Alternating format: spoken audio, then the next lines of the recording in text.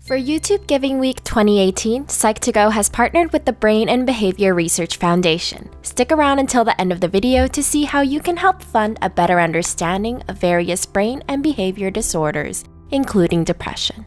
Millions of people all around us are struggling with a type of depression that is almost completely invisible. It's called high-functioning depression, or HFD. These people might be lawyers, doctors, or CEOs. You might even be one of them. HFD is hard to spot, but there are a few signs you can look out for. 1. Those with HFD might actually be more intelligent. New research has shown a link between HFD and increased intelligence. According to a study, overdeveloped intelligence might be linked with dangers and losses that punctuate our lives. Somehow, it makes a lot of sense that geniuses tend to struggle with depression.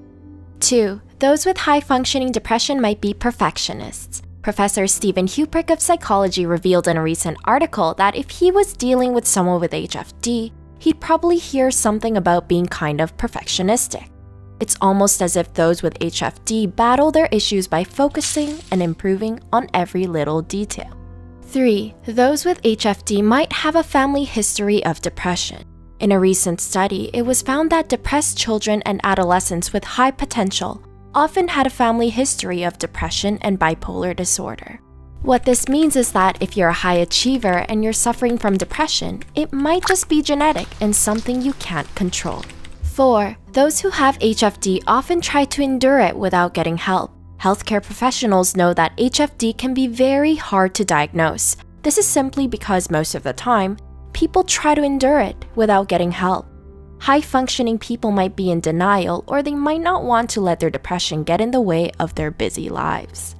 5. HFD can gradually build up, getting worse and worse over time. Doctors who have dealt with HFD note that it can really sneak up on people. It slowly but surely gets worse, and the symptoms might grow in intensity without people noticing. Some doctors have described it as a slowly increasing temperature. Before you know it, you're getting fried. 6. Those with HFD don't engage in normal hobbies and activities. Professor of Psychiatry Michael Thays states that in regards to HFD, you may notice that there is a hole in this person's extracurricular life. What he means is that the person only does what they're obligated to do. Being a parent, a spouse, or a community member is absent, as are any hobbies. 7. Those who think they have HFD might actually be suffering from burnout. HFD is very tricky to diagnose, and it shares a lot of similarities with burnout. Burnout, as Katie Morton states in one of her interviews with Jacksepticeye, is when you feel the reward is not worth the effort you're putting in. So it's a more casual result of working too hard, whereas HFD can occur in individuals without burnout signs. HFD is simply feeling depressed with or without doing anything. 8. People with HFD might have symptoms of clinical depression.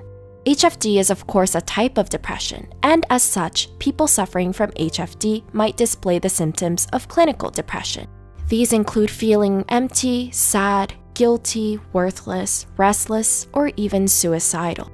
Other symptoms include changes in appetite and sleeping patterns. 9. Those with HFD might be more creative. Some of the most talented artists in the world suffer from HFD. And according to recent research, there is a strong link between HFD and creativity.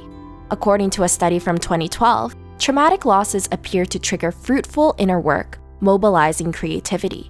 It would seem that those with HFD use their depression to fuel their art, passions, and creativity.